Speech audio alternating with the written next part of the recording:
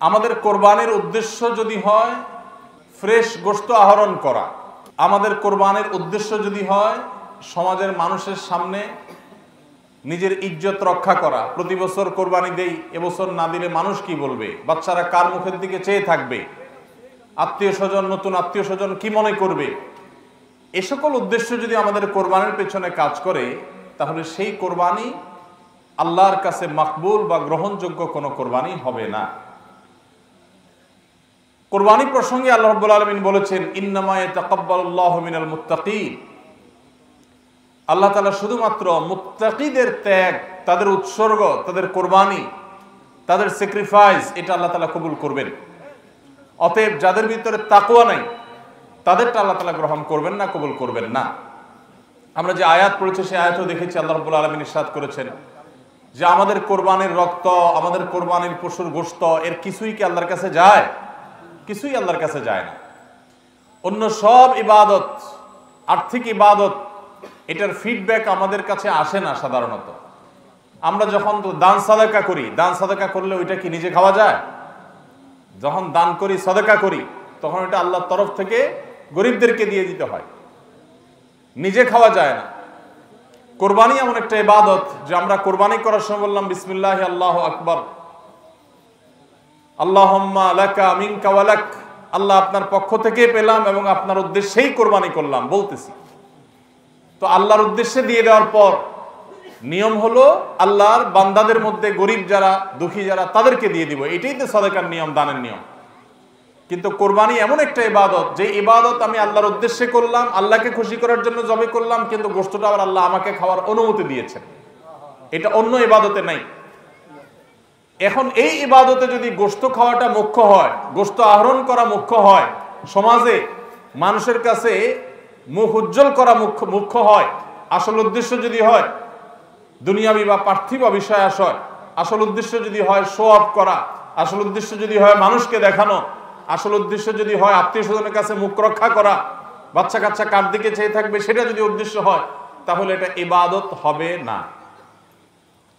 এজন্য কোরবানির আগে সর্বপ্রথম যে বিষয়টি খুব জরুরি সেটা হলো আমাদের উদ্দেশ্যগুলোকে একটু ঝালাই করে নেওয়া, আমাদের উদ্দেশ্যগুলোকে একটু রিচেক করে নেওয়া। আমরা কেন কোরবানি করব, আমাদের কোরবানির উদ্দেশ্যটা কি? যদি শুধুমাত্র আল্লাহ সন্তুষ্টি উদ্দেশ্য হয় আর সে উদ্দেশ্যে আমি কোরবানি করি, গোশত আমার মুখ্য না, তাহলে সেক্ষেত্রে একটা গরু আমি যে দামে কিনেছি বাজার দর তার চাইতে আরো অনেক কম, তাহলে আমার আফসোস হওয়ার কথা না। কারণ আল্লাহ তাআলা সওয়াব দেওয়ার সময় গোশত কয় কেজি হয়েছে সেই হিসাবে দিবেন, নাকি আমি কি পরিমাণ টাকা আল্লাহর রাহে খরচ করলাম সেই পরিমাণ দিবেন?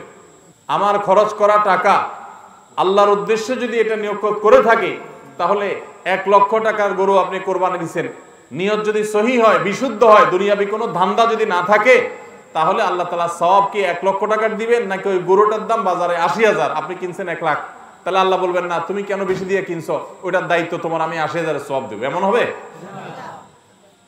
কিন্তু তারপরেও আমরা কোরবানির পশু কেনার পর দেখা যায় ওইটা নিয়ে আমাদের অনেকের হেজিটেশন থাকে, আফসোস থাকে। হ্যাঁ, সন্দেহাতীত ভাবে আপনি মার্কেটে যে গরুর বাজারে যে মূলামূলি করে উপযুক্ত ন্যায্য মূল্যে আপনি কিনবেন, অতিরিক্ত দাম কোনো যৌক্তিক কারণ ছাড়া আপনি কসাইকে বা গরু বিক্রেতাকে কেন দিবেন? সেটা দেওয়ার কোনো যুক্তি নাই। আপনি অবশ্যই মূলামূলি করে ন্যায্য মূল্যে কেনার চেষ্টা করবেন, কিন্তু কেনার পর এর দাম কত হইলো না হইলো, গোশত কয় কেজি হলো, পার কেজি কত পড়লো, তাতে লস হলো না লাভ হলো, এগুলা সবগুলো প্রমাণ করে যে কোরবানির উদ্দেশ্যে ভেজাল আছে। ভাইরা আমার, আমরা কোরবানি সাধারণত বেশিরভাগ মানুষ গরু দিতে পছন্দ করি। এর অনেক কারণ আছে অবশ্য। আমাদের দেশে ছাগল উৎপাদন হয় খুব কম, নানা কারণে ছাগল উৎপাদনের জন্য আমাদের এই দেশ, পৃথিবীর অনেক দেশে ছাগল অনেক বেশি উৎপাদন করা যায়। বৃষ্টি বাদল এবং ঝড় তুফানের দেশে ছাগল উৎপাদন করা নানা কারণে কঠিন, যার কারণে গরু উৎপাদন বেশি হয়, আমরা গরু কোরবানি বেশি করি। এটা দোষের কিছু না, বরং এটা স্বাভাবিক। কিন্তু আমাদের অনেকের হয়তো গরু কোরবানি করার মতো সাধ্য নেই, ছাগল কোরবানি করার সাধ্য আছে, তারপরও দেখা যায় হাওলাত বরাত করে হলেও গরু কোরবানি দেই। কেন? কারণ ছাগল কোরবানি দিলে আশেপাশে মানুষ কি বলবে? এরকম জিনিস আমাদের মধ্যে আছে না নাই? যে এত বড় লোক মানুষ, এতদিন তো জানতাম পয়সা করি আছে, উনি আবার ছাগল কোরবানি দিল, তাহলে চোখ মুখ মানুষের সামনে কেমনে দেখাবে? ভাইরা আমার, তো মানুষের কাছে কি বলবো, মানুষ কি বলবে, এই চিন্তা করে যদি গরুর জায়গায়, ছাগলের জায়গায় আপনি গরু দেন, হাওলাত করিও দেন, তাতে আপনার এই কোরবানির দ্বারা সওয়াব হবে না। ভাইরা আমার, সবচেয়ে বেশি নিয়তের মধ্যে ভেজাল থাকে যেই ইবাদতে, তার নাম কোরবানি। অন্য কোনো ইবাদতে নিয়তের মধ্যে ভেজাল এত বেশি থাকে না, কোরবানিদের মধ্যে নিয়তের ভেজাল যত বেশি থাকে। কারণ কি? কারণ হলো ওই যে কোরবানি করার পর এটার ফিডব্যাক, এটার উপকারিতা, গোশতগুলো, এগুলো সব নিজেই ভোগ করে মানুষ, আপনার কাছে আবার ফিরে আসে। এই জন্য নিয়তের মধ্যে ভেজালের সম্ভাবনা অনেক বেশি থাকে। ভাইরা আমার, আমাদের প্রিয় নবী সাল্লাল্লাহু আলাইহি সাল্লাম তিনি কিন্তু গরু কিংবা ওঁট দিয়ে কোরবানি দেন নাই। এর মানে এইটা না যে গরু বা ওঁট দিয়ে কোরবানি দিলে সওয়াব কম হবে, এটা না। উদ্দেশ্য হলো যে ছাগল, দুম্বা, ভেড়া এরকম ছোট পশু দিয়ে কোরবানি তিনি দিয়েছেন, সাহাবা একরাম অনেকে দিয়েছেন। এখনকার মিডল ইস্টের মানুষ শতকরা বোধ হয় 90-95 জন মানুষ হবে, বা আরো বেশি সংখ্যক মানুষ হবে, প্রায় সবাই, তারা কিন্তু ছাগল, দুম্বা বা ভেড়া এই ছোট পশু দিয়ে কোরবানি দেয়।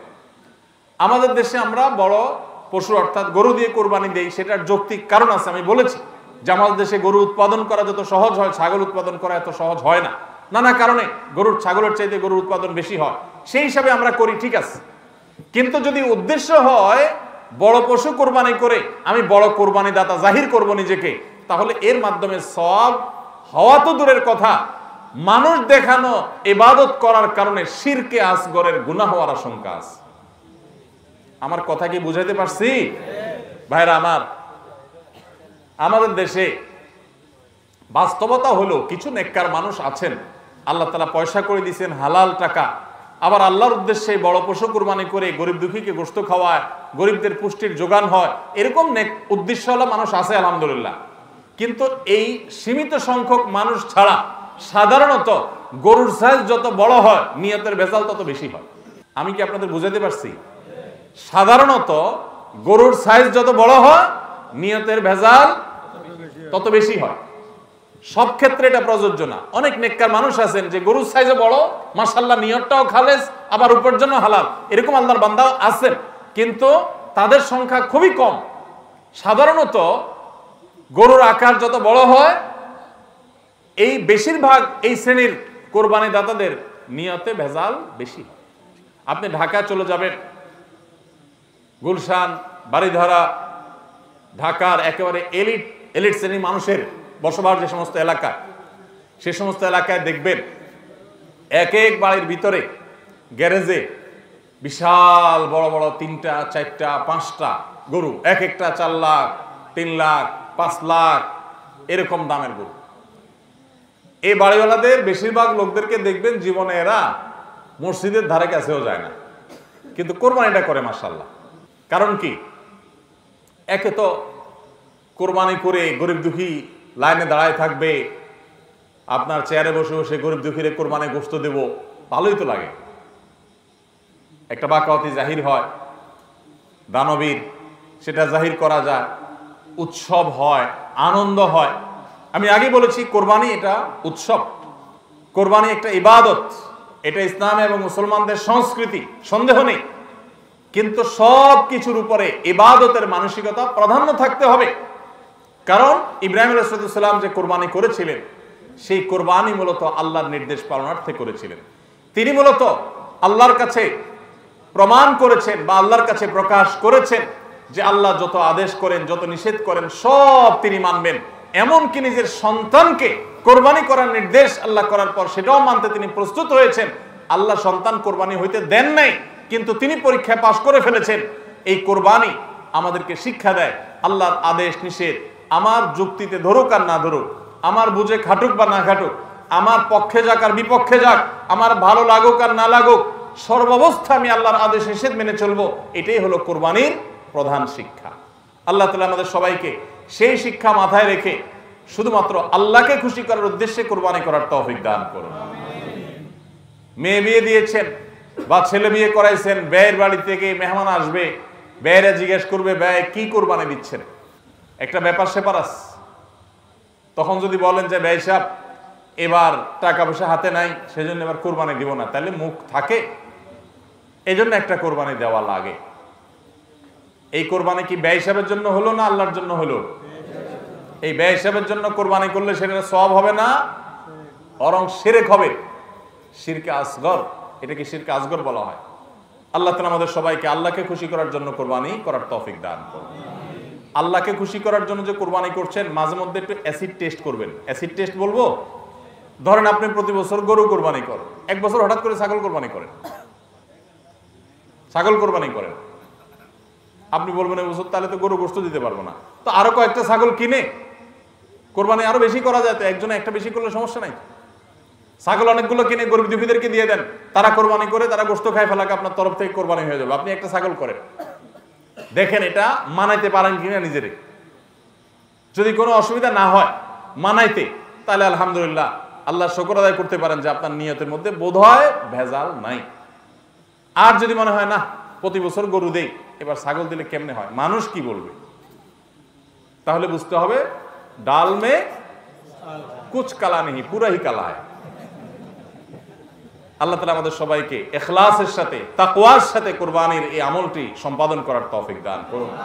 ভাইরা আমার, কোরবানির সামনে আসছে, এখন থেকে আমরা একটু পরিবারের সদস্যদেরকে নিয়ে বসি, বাচ্চা সহ ফ্যামিলির সব সদস্যরা একটু বসেন, মশওয়ারায় বসেন, পরামর্শ মজলিসে বসেন, বসে জিজ্ঞাসা করেন আমরা আসলে কোরবানিটা কেন করতেছি। গোশত খাওয়া, ফ্রেশ গোশত আহরণ করা, মানুষের সামনে নিজেদের মুখ উজ্জ্বল করা, কি ধান্দা, উদ্দেশ্য কি? একজন একজন করে সবাই মতামত নেন এবং এটা নিশ্চিত করেন যে আমরা আল্লাহর জন্যই কোরবানি করছি। এটা কিভাবে নিশ্চিত করব?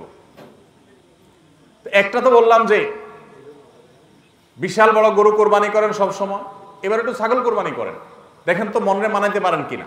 কারণ আপনি বলবেন ভাই গরু কোরবানিতে তো অনেক টাকা লাগে, ছাগলে তো অনেক কম টাকা লাগে, তাহলে এই কোরবানি ওইটার চাইতে কিভাবে উত্তম হয়? আমি উত্তম বলতেছি না, আমি বলতেছি যে আপনার নফস, আপনার মন মানে কিনা যে আমি গরুর জায়গায় ছাগল কোরবানি করলেও তো হবে, হবে না হবে না? কেউ যদি ছাগল কোরবানি করে তার কোরবানি হবে কি হবে না? হবে। কোরবানি ছাগলও করা যায়, গরুও করা যায়, বেড়াও করা যায়, দুম্বাও করা যায়, মহিষ দিয়েও করা যায়, উট দিয়েও করা যায়, এই সব পশু দিয়ে কোরবানি করা যায়। অতএব আপনি এবছর একটু ছাগল দিয়ে করেন, বাকি গরু কেনার যে আরো বাজেটের টাকা ছিল সেগুলো দিয়ে আরো কয়েকটা ছাগল কিনে গরিব মানুষকে দিয়ে দেন, ওটা যাতে এলাকা মানুষ টের না পায়, অন্য এলাকায় দিয়ে দেন। আমরা সুন্নাহ ফাউন্ডেশনের তরফ থেকে সারা দেশে বিভিন্ন জায়গায় জায়গায় কোরবানি করি। অনেক প্রবাসী আছে, অনেকে ইউরোপ আমেরিকার এমন এমন দেশে আছেন সেখানে কোরবানি চাইলেও করা যায় না, সুযোগ নাই, বা দেশে অনেকে আছেন যে তার হয়তো সে সুযোগ নাই, ক্যাপাসিটি নাই, নানা কারণে সুবিধা অসুবিধা আছে। তো আমরা তাদের তরফ থেকে কোরবানি করে দেশের বিভিন্ন গরিব দুঃখীদের আপনার বাসা বাড়িতে আমরা তাদের ঘরে ঘরে গোশত পৌঁছাই দিই। তো আপনি গরুর বাজেটের টাকা দিয়ে একটা ছাগল কিনে বাকি টাকা দিয়ে এরকম ছাগল কিনে মানুষকে দান করে দেন, জবাই করে অন্য মানুষকে গোশত দিয়ে দেন, এলাকা দিলেন না, মানুষ টের পারো না, তাহলে মনকে মানাতে পারেন কিনা দেখেন। এটা হলো অ্যাসিড টেস্ট, আমি বলতেছি না সবসময়, মাঝে মধ্যে এরকম করে দেখেন যে মন মানে কিনা। যদি দেখেন যে না মন মানে, তাহলে আলহামদুলিল্লাহ। ভাইরা আমার, আর একইভাবে মাঝে মধ্যে আমার কোরবানি আমি জবাই করলাম, গোশত সব দিয়ে দিলাম, ফ্রিজে খুব একটা ভরলাম না, অল্প স্বল্প রাখলাম, কারণ আল্লাহ তাআলা বলেছেন ফাকুলু মিনহা ওয়া আতিমুল বাঈসাল ফাকির, ফাকুলু মিনহা ওয়া আতিমুল কানিআ ওয়াল মু'তার। কোরবানি গোশত নিজেও খাবো, গরিব দুঃখীকেও খাওয়াবো, যে চায় তাকেও দিব, যে চায় না আত্মীয় স্বজন তাদেরকেও দিব। অতএব মুস্তাহাব এই তিনও ভাগে ভাগ করা, কিন্তু এটা ফরজ ওয়াজিব না। তাহলে আমি পরিমাণ একটু কম রেখে বেশিরভাগই দিয়ে দিলাম। মন মানে কিনা দেখেন, মন মানে কিনা। অনেকে আছেন লামসাম সামান্য একটু দিয়া আর সব ফ্রিজে ঠেলতে ঠেলতে ফ্রিজের দরজাই লাগে না, পারলে রশি দিয়া বাঁধে যে দরজা লাগে না। কারণ গোশত, পায়া, ভুড়ি, কলিজা, ফ্যাপসা সব ঢুকাইতে ঢুকাইতে ফ্রিজ বেচারা জাম হয়ে গেছে। তাহলে কোরবানি কেন করতেছি? গোশতের জন্য যদি কোরবানি হয়, এই কোরবানি করবাই না, এটা ফুর্তি। কোরবানি তো ত্যাগের নাম।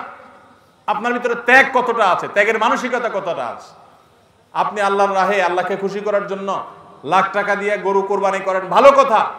আপনার মধ্যে আসলে ত্যাগের মানসিকতা আছে কি এটা প্রমাণ করার জন্য মাদ্রাসা, নতুন মাদ্রাসা হচ্ছে, সেখানে লক্ষ লক্ষ টাকার দরকার আছে, আপনি সেখানে 20,000 50,000 টাকা অকাতরে দিতে পারেন কিনা, এটা অ্যাসিড টেস্ট। সেখানে টাকা বাইর হয় না। কোরবানিতে লাখ টাকা দেন, মাদ্রাসা টাকা দেন না, মসজিদে টাকা দেন না, আরো অনেক দিনের কাজ আছে সেখানে টাকা দেন না। গরিব দুঃখী মানুষ আছে, তাদের দরকার, একজন গরিব তার চিকিৎসা মাত্র 20,000 টাকা হলে হয়ে যায়, আপনি 20,000 টাকা দিতে পারেন কিন্তু দেন না, 2,000 দেন, 500 টাকা দেন, কিন্তু কোরবানির সময় মাশাআল্লাহ 1 লাখ টাকার গরু কিনেন। যদি আল্লাহর জন্যই হয়, স্যাক্রিফাইসে যদি হয়, কোরবানিও করেন, ওখানেও দেন, কিন্তু কোরবানির সময় আসেন ওখানে নাই, তাহলে আপনার এই কোরবানিটা কি আল্লাহর জন্য হচ্ছে না নিজের জন্য হচ্ছে, আল্লাহর খুশির জন্য হচ্ছে না অন্য কোনো উদ্দেশ্য হচ্ছে? এই প্রশ্ন জোরালো ভাবে আমাদের অবশ্যই রাখতে হবে। ভাইরা আমার, এর মানে আবার কেউ এটা বুঝেন না যে কোরবানি কম হোক আমরা সে চেষ্টা করবো না, কোরবানি আরো বেশি বেশি করার চেষ্টা করবেন। কোরবানি যত বেশি হবে তত আমাদের সব দিক থেকে লাভ। যারা কোরবানি বিদ্বেষী, সেকুলার, বিশেষ করে এক শ্রেণীর মুসলিম বিদ্বেষী নাস্তিক আছে, কোরবানির মৌসুম আসলেই দেখবেন এদের পাখা গজায়, এরা দেখবেন গরুর প্রতি মায়া এত বেশি, এত দরদ, তারা বলে আরে এতগুলো গরু জবাই করে ফেলা হবে, এই গরুগুলোর ভিতরে প্রাণ আছে, কত নির্মমতা, এরকম দেখবেন এরা এখন থেকে এই কদিন পর থেকে দেখবেন সোশ্যাল মিডিয়াতে, ফেসবুকে তাদের এই সমস্ত জিগি শুরু হয়ে যাবে, আছে না নাই? এরা আবার সকাল বিকাল বিফ ছাড়া, মাটন ছাড়া, অর্থাৎ গরু গোশত আর খাসি গোশত ছাড়া, মুরগির গোশত ছাড়া তাদের নাস্তাও চলে না। তাদের নাস্তায় থাকে হলো আপনার চিকেন স্যান্ডউইচ, তাদের দুপুরে থাকে হলো বিফ কারি, তাদের রাতে থাকে হলো গরুর কালাবুনা অথবা মাটন, ডাল ঘাসি। 3 বেলা গোশত ছাড়া চলে না। কিন্তু মুসলমানদের কোরবানি আসলে তাদের কি হয়? অ্যালার্জি ছাড়া চুলকানি শুরু হয়, আছে না নাই? এই জন্য এদের প্রতিবাদে কোরবানি আরো বেশি করে করবেন, কিন্তু সেটা আল্লাহকে খুশি করার জন্য যেন হয়। কারে খুশি করার জন্য হবে? আল্লাহকে খুশি করার জন্য। ভাইরা আমার, কোরবানি যত বেশি হবে আমাদের যেরকম সওয়াব হবে, আমাদের দেশের অর্থনীতিতে অনেক বেশি কল্যাণ বয়ে আনবে এই কোরবানি। কিভাবে সেটা? প্রতি বছর কোরবানিতে যে লক্ষ লক্ষ গরু ছাগল জবে হয়, এই লক্ষ লক্ষ গরু ছাগল এগুলো তো আসমান থেকে নাজিল হয় না, জমিন ফেড়ে বের হয় না। এক সময় ইন্ডিয়ান গরুর উপরে আমাদের দেশ নির্ভর ছিল। আলহামদুলিল্লাহ গত বেশ অনেক বছর ধরে আপনারা দেখেন যে আমাদের দেশীয় গরু দিয়েই আমাদের কোরবানির ম্যাক্সিমাম চাহিদা প্রায় পূরণ হয়ে যায়। ইন্ডিয়ান গরুর উপরে এখন আর আমাদের কোরবানি নির্ভর নয়। এই যে গরুগুলো উৎপাদন হচ্ছে, আপনি উত্তরবঙ্গে গেলে দেখবেন, আমি যাই বিভিন্ন সময়, সিরাজগঞ্জ যাবেন, পঞ্চগড় যাবেন, ঠাকুরগাঁ যাবেন, দিনাজপুর যাবেন, বিভিন্ন জায়গায় যাবেন উত্তরবঙ্গে, দেখবেন যে কৃষকরা তারা অনেকে গরু পালন করছেন। আমরা সুন্নাহ ফাউন্ডেশন থেকে যখনই কোনো বিধবাকে, কোনো গরিব অসহায় মানুষকে স্বাবলম্বী করার জন্য বলি আপনাকে কোন জিনিসটা কিনে দিলে আপনার বা ভালো হয়, আপনি সেটা দিয়ে উপার্জন করতে পারবেন। বেশিরভাগ বিধবারা, বেশিরভাগ অসহায় মানুষেরা তারা বলে একটা গরুর বাছুর কিনে দেন, একজোড়া ছাগল কিনে দেন, তাহলে এগুলো আমি সারা বছর বড় করব। এগুলো বড় করতে আমার কোনো ঝামেলা নাই, দোকানদারি করা অনেক ঝামেলার কাজ, চ্যালেঞ্জের কাজ, বাকি চলে যায়, টাকা তোলা যায় না, এগুলো সহজ। এই বাছুরটাকে আমি ঘাস খাওয়ায় বড় করব, কোরবানি মৌসুম আসলে এই 20,000 30,000 টাকা দিয়ে কেনা বাছুরটা আমি 70,000 80,000 টাকা বিক্রি করব, ডাবল হয়ে যাবে, আমার লাভ হবে, তাদের জন্য এটা সহজ। তো কোরবানির এই ইবাদতটা মুসলমানরা যেটা করেন এদেশে, এটার মাধ্যমে এদেশের আর্থ সামাজিক উন্নতি হয়। লক্ষ লক্ষ হাজার হাজার কৃষকের, পশুপালনকারীদের তাদের উপার্জনের মাধ্যম হয়। কোটি কোটি টাকা, মিলিয়ন মিলিয়ন টাকার ডিলিংস হয়, লেনদেন হয়, যেটা জাতীয় অর্থনীতির চাকা এটাকে ঘোরাতে সাহায্য করে। কোরবানির এই ইবাদত এটা আমাদের অনেক গরিব অভাবী মানুষের পুষ্টির যোগান দেয়। আপনারা জানেন অনেক গরিব মানুষ আছেন কোরবানির মৌসুমে মন ভরে একটু গোশত খাইতে পারেন, সারা বছর গোশতের দাম এত বেশি, তো বেচারারা কিনে খেতে পারেন না। তাহলে কোরবানির এই গোশত, কোরবানির এই উৎসব, এই ইবাদত, এটার মাধ্যমে পশুপালনকারীদের উপার্জনের মাধ্যম হয়। সারা বছর যারা অপেক্ষা করে কোরবানির সময় পশু জবাই করে, পশু বিক্রি করে আবার তারা পশুপালন করবে, এর মাধ্যমে তাদের আর্থিক যে অনটন আছে এটা দূর হয়, তাদের উপার্জনের মাধ্যম হয়। আবার গরিব অভাবী মানুষ যারা আছে, যারা পুষ্টির অভাবে থাকে, পুষ্টিহীনতায় থাকে, তাদের আমিষের অভাব থাকে, তাদের খাদ্যের মধ্যে আমিষ পরিমাণ মতো থাকে না, সেই লোকগুলোর এই কোরবানি উপলক্ষে এক একজন 2 কেজি 4 কেজি 5 কেজি গোশত পাইলে কয়েকদিন ধরে তারা আমিষ খেতে পারে, তাদের পুষ্টির যোগান হয়। ভাইরা আমার, এর মাধ্যমে লক্ষ লক্ষ কোটি কোটি টাকা লেনদেন হওয়ার কারণে দেশের অর্থনীতির চাকা সচল হয়। নানা দিক থেকে এর পার্থিব উপকারিতা আছে। যারা কোরবানির বিরোধিতা করে ওরা বসে বসে ওই মাটন কারি, ওই বসে বসে আপনার বিফ, বসে বসে চিকেন স্যান্ডউইচ এবং বসে বসে তারা বার্গার খাওয়া ছাড়া আর কোনো কাজ তাদের নাই। এদেশের অর্থনৈতিক উন্নয়নের পিছনে তাদের কোনো ভূমিকা নাই। প্রবাসের যে রেমিটেন্স এদেশে আছে, যত রেমিটেন্স আসে, যেটি আমাদের দেশের অর্থনীতির চাকাকে সবচেয়ে বেশি সচল রাখে, গার্মেন্টস শিল্প একটা চাকা আর রেমিটেন্স আরেকটা চাকা, এই দুইটা চাকা আমাদের দেশের অর্থনীতিকে মূলত সচল রাখে। সবচেয়ে বেশি বৈদেশিক মুদ্রা আমরা কামাই এই দুইটা মাধ্যমে। ভাইরা আমার, আপনারা নিশ্চয়ই জানেন, চাঁদপুর এলাকার মানুষ আপনারা, এই চাঁদপুরে প্রায় প্রতিটা ঘরে ঘরে বিদেশি আছে না নাই? প্রত্যেকটা ঘরে ঘরে প্রায় অনেক প্রবাসী ভাইরা আছেন। এই প্রবাসী ভাইরা যারা আছেন, যাদের টাকা এ দেশের অর্থনীতির চাকা চলে, তারা ম্যাক্সিমাম মিডল ইস্ট প্রবাসী বা মালয়েশিয়ান প্রবাসী, ম্যাক্সিমাম তারা মুসলিম কান্ট্রিগুলোতে শ্রম দিতে গেছেন এবং তাদের ঘাম ঝরানো টাকা দিয়ে এদের সচল হয়। আর এই দেশের আইন, এদেশের নিয়ম, এদেশের সংবিধান, এদেশের সবকিছুর ক্ষেত্রে সবচেয়ে বেশি পোদ্দারি করে হলো ইসলাম বিদ্বেষীরা, আর টাকাটা আনে সবচেয়ে বেশি ইসলামিস্টরা। যত মধ্যপ্রাচ্য প্রবাসীরা টাকা আনে, তাদের 99% তারা আলহামদুলিল্লাহ ইসলামকে ভালোবাসে, মহব্বত করে। আমি 10 বছর সৌদি আরবে প্রবাসী ছিলাম, আমি জানি। আমি মিডল ইস্টের বিভিন্ন দেশ ঘুরে ঘুরে প্রবাসীদের ব্যক্তিগত জীবন, তাদের চিন্তা দর্শন, এগুলোকে কাছে থেকে দেখার সুযোগ আমার হয়েছে। প্রবাসীদের যে টাকা এদেশের অর্থনীতি চাকা সবচেয়ে বেশি সচল থাকে। আমি ইউরোপ আমেরিকায় থাকা প্রবাসী ভাইদের প্রতি শ্রদ্ধা রেখে বলছি, তাদের মধ্যে অনেকে আছেন যারা দেশকে ভালোবাসেন, কিন্তু ম্যাক্সিমামের অবস্থা হলো যে তারা যদি ওই সমস্ত দেশে একবার যেতে পারে, তাহলে দেশের জমি জমা, বাড়ি গাড়ি যা আছে এগুলা বিক্রি করে ডলার করে হুন্ডির মাধ্যমে নিয়ে যায়। কারণ ওই দেশে তার একটা বাড়ি কেনা লাগবে, কারণ সে সেখানকার নাগরিক হয়ে যায়। আর মিডল ইস্টে যারা যায় তারা নাগরিক হইতে পারে না, এই জন্য ওখান থেকে একটা রিয়াল, একটা দিরহাম পারলে ওইটা বাঁচিয়ে দেশে পাঠায়।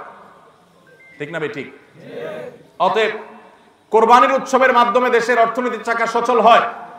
প্রবাসীদের কষ্টার্জিত আয়ের মাধ্যমে দেশের অর্থনীতির চাকা সচল হয়।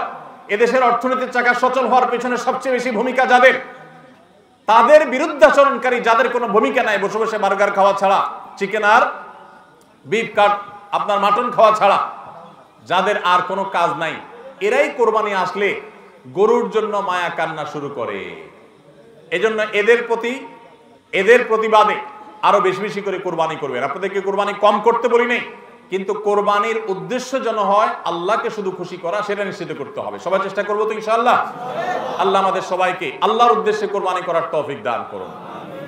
তাহলে কোরবানি আসার আগে আগে নিজেকে নিজে জিজ্ঞাসা করবেন, পরিবারের সদস্যরা বসে নিজেদের মধ্যে পর্যালোচনা করবেন যে আমরা কোরবানিটা কেন করছি, আমাদের উদ্দেশ্যটা কি।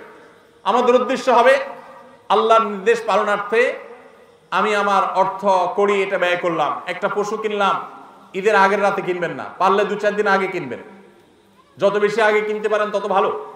কিনলে ওই পশুটাকে আপনি নিজে হাতে খাওয়াবেন, গোসল করাবেন, ওইটাকে পরিপালন করবেন, প্রতিপালন করবেন, ওটার মধ্যে একটা মায়া হবে। এরপরে সেই পশু যখন জবে হবে নিজের কাছে একটু খারাপ লাগবে, এটা এক ধরনের স্যাক্রিফাইস। ফজর নামাজ যখন পড়বো মনে চায় না, তারপরেও কষ্ট করে উঠে পড়বো, এটা স্যাক্রিফাইস। তো কোরবানির এই ইবাদত আমাদেরকে স্যাক্রিফাইস এবং ত্যাগ শিখায়। আল্লাহকে সন্তুষ্ট করার জন্য আমরা যেই কোনো ধরনের স্যাক্রিফাইস করার চেষ্টা করব। আল্লাহ আমাদের সবাইকে তৌফিক দান করুন। আমাদের কোরবানি যেন অর্থবহ হয়, বিশুদ্ধ হয়, এবং আমাদের কোরবানি যেন ত্রুটি মুক্ত হয়, এই ইবাদতের সওয়াব যেন আমরা আল্লাহর কাছে লাভ করি। সেজন্য দ্বিতীয় যে পরামর্শ দিতে চাই বা যে দ্বিতীয় আমলটি কথা বলতে চাই সেটি হলো, কোরবানির পশু এটা যারা বানাবে সে সমস্ত কসাইদেরকে উপযুক্ত মজুরি আমরা দিব, তাতে কোনো কার্পণ্য করব না। কিন্তু কোরবানির পশুর কোনো গোশত মজুরি হিসাবে দেওয়া যাবে না। কোরবানির পশুর গোশত যদি মজুরি হিসাবে দেন তাহলে সেটা জায়েজ হবে না, আপনার কোরবানি হবে না। কোরবানির পশুর গোশত এটা যে কসাইরা বানায়, সেই কসাইদেরকে কোরবানির পশুর গোশত থেকে কিছু দেওয়া যাবে না। এখন আপনি বলবেন, ভাই কেমন কথা, যেই বেচারা কোরবানির পশুটা জবে করলো, সরি গোশতটা প্রস্তুত করলো, চামড়াটা ছিললো, এত কষ্ট করে বানাইলো, গোশতগুলো সব নিয়ে বাসাতে উঠে যাবো আর তার কিছুই দিব না, কেমন হয়? দেখতে মনে হচ্ছে এটা অমানবিক না? আসলে কাহিনী ভিন্ন। কাহিনী কি? কাহিনী হলো, কোরবানির পশু আমরা যখন জবাই করলাম বিসমিল্লাহ আল্লাহু আকবার আল্লাহুম্মা মিনকা ওয়ালাক, এটা যখন জবাই করলাম আল্লাহর নামে, তখন এই পশু আল্লাহর নামে জবে হয়ে গেছে। এটা মূলত যেটা বললাম গরিব দুঃখীকে দেওয়ার কথা। কারণ আমরা যখন যাকাত দেই, সাদেকা দেই, তখন কি ওটা নিজে খেতে পারি? আর তাহলে কোরবানি গোশত তো খাইতে পারার কথা না, কিন্তু আমরা খাইতে পারতেছি কেন? আল্লাহ তাআলা এই একটা আর্থিক ইবাদত আল্লাহ কবুল করেছেন। আমরা যখন সহি নিয়তে যদি করে থাকি আল্লাহ কবুল করে, এরপর বলেন ঠিক আছে তোমাকে দিলাম, তুমি খাও আমার তরফ থেকে, আল্লাহর তরফ থেকে এবার আমি খাই। তো এই কোরবানির গোশত এটা বিক্রি করা জায়েজ আছে না জায়েজ নাই? না জায়েজ। কেন জায়েজ নাই? কারণ এটা তো ওই যে আল্লাহ আমাকে হাদিয়া দিয়েছেন গ্রহণ করার জন্য, আল্লাহর নামে দিয়ে দিয়েছে, এটা আমি বিক্রি করার সুযোগ নাই। এখন কসাইকে যদি আমি গোশত দেই পারিশ্রমিক হিসাবে, তাহলে এটা একরকম বিক্রি করার মতো হয়। কিভাবে? তিনি কষ্ট করেছেন, তাকে তার বিনিময় দিলাম, তাহলে বিক্রি করার মতোই হলো। আমি গোশতটা তাকে একটা বিনিময় নিয়ে দিলাম, গোশত দিয়ে টাকা নিলাম, বিক্রি করা এটা, এখানে গোশত দিয়ে শ্রম দিলাম, একই জিনিস। এই জন্য এটা জায়েজ নাই। তাহলে কি করবেন? কসাইকে তার ন্যায্য মূল্য দিবেন, একটা গরু বানানোর জন্য যা লাগে তা পুরাটা দিবেন এবং আগে ভাগে এগুলো চুকায় নিবেন। মুশকিল হলো কসাইরা জানে যে একটা গরু বানাইতে হয়তো বাজার দর অনুযায়ী সে 10,000 টাকা নিত, এখন সে 8,000 রাজি হয়ে গেছে। কেন 8,000 রাজি হয়ে গেছে? কারণ সে জানে তার সাথে আরো যে 3জন 4জন থাকবে, সবাইরা আপনি কমপক্ষে এই 4 জনকে যদি 2 কেজি করে বা 3 কেজি করে গোশত দেন, তাহলে 3-4 12 কেজি হবে। তো 12 কেজি গোশতের বাজারের দাম কত? হ্যাঁ, তাহলে চিন্তা করবে সে যে আমার তো এই দিক দিয়ে 2,000 টাকা ছাড় দিলাম আর পাইলাম তার চাইতে আরো অনেক বেশি। এই জন্য কসাই কম টাকা রাজি হয়ে যাবে। কসাইকে এই জন্য আগে ভাগে বলে দিবেন, শুনেন, কথা শুনেন ভালো করে, গোশত কিন্তু আপনাকে এক পিছু দেব না, আপনি কত নিবেন সেটা আপনি চুকান, আমার খাটলে নেব, না হলে অন্য কসাইয়ের সাথে আলাপ করবো, কিন্তু আগে মাথায় এটা রাখেন আপনারা কিন্তু আমি গোশত দেব না, টাকা যা নেওয়ার নিবেন। নবী করিম সাল্লাল্লাহু আলাইহি সাল্লাম আলী রাদিয়াল্লাহু তাআলাকে এটা বলে দিয়েছেন, কোরবানি করার সময় বলে দিয়েছেন, দেখো কসাইকে কিন্তু কোরবানি গোশত দিবা না, কোরবানি গোশত শুধু না, কোরবানি পশুর কোনো কিছু বিনিময় সেটা না, তাকে টাকা দিবা আলাদা, যত টাকা লাগে সেটা দিবা, গোশত দিবা না, তাহলে বিনিময় হয়ে যাবে, জায়েজ হবে না, তোমার কোরবানি হবে না।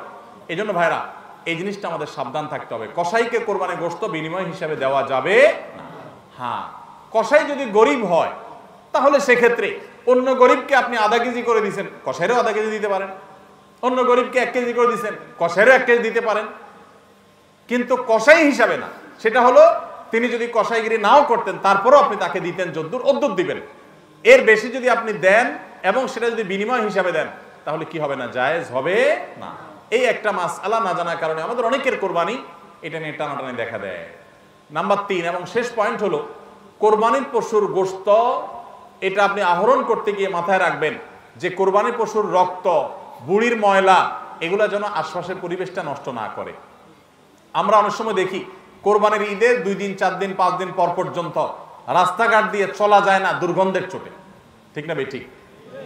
এবং কোরবানির মৌসুমে প্রায় বিভিন্ন বছরে দেখি আমরা বন্যা হয়, এই ময়লাগুলো পানির সাথে বিভিন্ন জায়গায় ছড়ায় পড়ে। বিশেষ করে আমাদের বাইরে আশেপাশে রাস্তাঘাট দিয়ে পথচারীরা যখন চলে, আপনার কোরবানির পশুর দুর্গন্ধ, এটার ময়লা, রক্ত, এগুলো যদি আশপাশে পরিবেশ নষ্ট করে, মানুষের নাক ধরে, মানুষ অসুস্থ হয়, নানা রকমের রোগ তৈরি হয়, এখান থেকে নানা রকম রোগবালাই ছড়ায় এবং মানুষের কষ্টের কারণ হয়, তাহলে কোরবানি দিয়ে আপনি সওয়াবের পরিবর্তে গুনাহ হওয়ার আশঙ্কা আছে। এই জন্য নিজ দায়িত্বে আমার পশুর কোরবানির রক্ত গর্ত করে এমন ভাবে কোরবানি করব যে সব গর্তে চলে যাবে এবং মাটি চাপা দিয়ে দিব এবং পানি দিয়ে এমন ভাবে পরিষ্কার করে দিব, ব্লিচিং পাউডার ইত্যাদি দিয়ে এমন ভাবে পরিষ্কার করব যাতে করে আশপাশে কোনো মানুষের কষ্ট না হয়। অনেকে আছেন কোরবানির বুড়ির ময়লাগুলা যেখানে সেখানে ফেলে দিয়ে রাস্তার পাশে উনি বুড়িটা নিয়ে চলে গেছেন। এটা কোনো ভালো মুসলমানের কাজ না, এটা ফাসেক মানুষের কাজ। নবী করিম সাল্লাল্লাহু আলাইহি সাল্লাম ঈমানের শাখা বলতে গিয়ে বলেছেন ইমাতাতুল আদা আনিত তরিক, ঈমানের একটা শাখা হলো রাস্তায় এমন কিছু যদি কেউ কষ্ট ফেলে রাখে যেটাতে আরেকজনের কষ্ট হয়, সেটা আপনি আরেকজন ফেললে আপনি সরাই দিবেন, এটা হলো ঈমানের দাবি। আর আপনি নিজে যদি ফালান সেই জিনিসটা, যে জিনিসটা মানুষের কষ্ট হয়, তাহলে এটা তো কুফরির অঙ্গ হবে। কথা কি বুঝাইতে পারছি? আমরা অনেকে কোরবানি করি কিন্তু এই জিনিসগুলো খেয়াল করি না, যে আমার কোরবানিটাকে অনর্থক করে দিতে পারে, অর্থহীন করে দিতে পারে, সওয়াবের পরিবর্তে গুনাহ হতে পারে। এই জন্য কোরবানির পশুর রক্ত, ময়লা, বুড়ির ময়লা, এই সবগুলোকে আমরা নিজ দায়িত্বে একেবারে পরিষ্কার করে রাখবো। মনে থাকবে তো ইনশাআল্লাহ? আল্লাহ তাআলা আমাদের সবাইকে কোরবানির এই ইবাদতকে আল্লাহকে সন্তুষ্ট করবার উদ্দেশ্যে খালেস এবং বিশুদ্ধ নিয়তে, সহি নিয়তে, এবং এই কোরবানিকে আল্লাহ তাআলা বিশুদ্ধ উপায়ে আমাদেরকে সবাইকে সম্পাদন করার তৌফিক দান করুন। আমাদের কোরবানির পশুর রক্ত বা পশুর কোনো কিছু দুর্গন্ধ বা কোনো কিছু, কোনো ময়লা যেন পরিবেশকে দূষিত না করে, মানুষের কষ্টের যেন কারণ না হয়। আল্লাহ তাআলা আমাদের সবাইকে সে বিষয়গুলোকে মেনে চলার তৌফিক দান করুন। কে কত ভালো কোরবানি করলেন, কে কত ভালো মুসলমান, দায়িত্বশীল মুসলমান, এটা বোঝা যাবে কোরবানির পর পশু যেখানে কোরবানি করেছেন আশেপাশে কোনো জায়গায় কতটা পরিষ্কার আছে না আছে, এটার উপরে। এটা হলো মিটার, এটা দিয়ে মাপা যাবে যে আপনি মুসলমান, ইসলাম কতটা বুঝছেন। শুধুমাত্র জবাই করলেন আর গোশত খাইলেন, ইবাদত হয়ে গেল, এত সোজা না। আল মুসলিমু মান সালিমা আল মুসলিমুনা মিন লিসানিহি ওয়া ইয়াদিহি, যার হাত মুখ দ্বারা অন্য মুসলমান নিরাপদ থাকে, সেই মুসলমান। আপনার জবাই করা পশুর রক্ত, এটার গন্ধ কয়দিন পরে ছড়াচ্ছে, শুকায় রক্ত গন্ধ বাইর হয়েছে, ময়লা আছে সেগুলোর গন্ধ বাইর হয়েছে, তা অন্য মানুষের কষ্ট হচ্ছে, আপনি মুসলমান হতে পারলেন না, আপনার এটা ইবাদত হলো না।